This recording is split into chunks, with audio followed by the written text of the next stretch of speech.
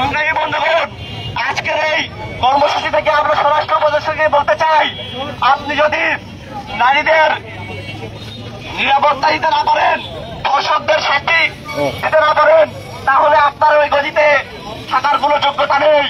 আপনিও অনতিবিলম্বে পদত্যাগ করুন।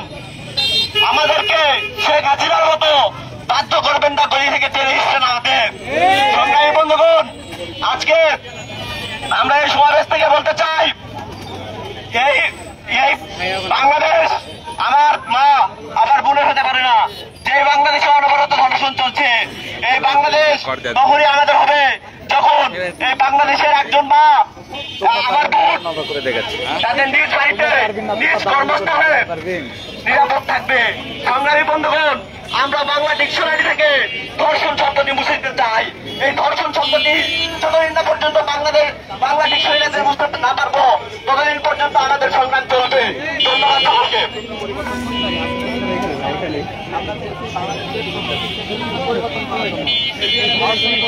সরকার একসঙ্গে দেখাচ্ছে, এই জন্য আমরা এই সরকারকে লাল কার্ড দেখাচ্ছি। যদি তারা অতি দ্রুত এই ব্যবস্থার পরিবর্তন করতে না পারে, সরকারকে বিদায় করতে পশ্চিম নওগাঁ উচ্চ বিদ্যালয়ের শিক্ষার্থী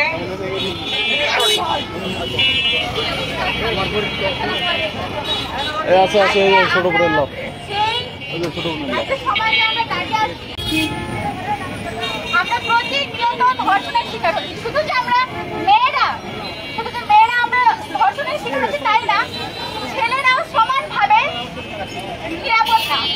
ছেলেরাও সমানভাবে ঝুঁকির মুখে আছে। তাদেরকে যেমন চিন্তাই করা হচ্ছে, তাদেরকে খুন করা হচ্ছে। অনেকে বলবে যে মেয়েরা ধর্ষণ হচ্ছে কারণ তাদের পোশাক ঠিক না, তাদের চরিত্র ঠিক না। কিন্তু একজন হাফেজা মেয়ে, পর্দাশীল মেয়ে, সে কিভাবে ধর্ষণ হয়? একজন 4 বছরের বাচ্চা কিভাবে ধর্ষণ হয়? 8 বছরের আশিয়া কিভাবে ধর্ষণ হয়? এই প্রশ্ন আমাদের সবার কাছে। এখনো অনেকের এমন দৃষ্টিকোণ আছে যে তারা ভাবছে আমরা বাড়াবাড়ি করছি। এটা আমাদের ঠিক না, আমাদের চরিত্র ঠিক না। যদি আমাদের চরিত্র ঠিক না হয়, আপনারা কখন বুঝবেন?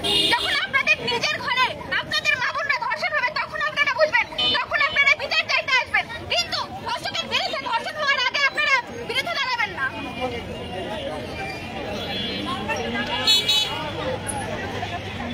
আমি যখন আমি কোন কাছে ছিলাম আমার মনে নেই, আমি নিজেও একসময় ছোটখাটো এরকম একটা বিষয়ে আমি শিকার হয়েছি, যেটা আমি আজ পর্যন্ত কাউকে বলতে পারি। আমি বলতে পারিনি কারণ ভয়ে, কারণ সবাই আমার দিকে আঙুল তুলতো, সবাই আমাকে তুলতো, সবাই আমাকে বলতো যে তোমার চরিত্র ঠিক না, তোমার পোশাক ঠিক না। এই ভয়ে আমি বলতে পারিনি, কিন্তু আজকে বাধ্য হয়ে আমি বলছি যে আমি এরকম একটা শিকার হয়েছি।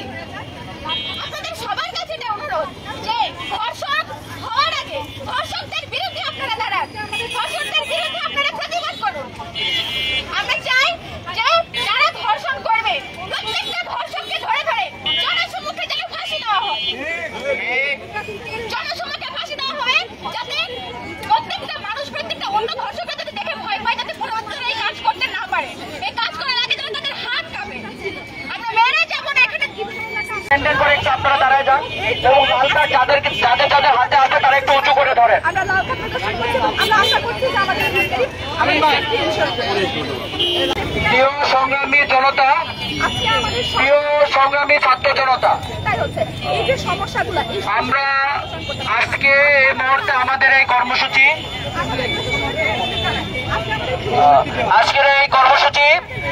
সমাপ্তি ঘোষণা করলাম।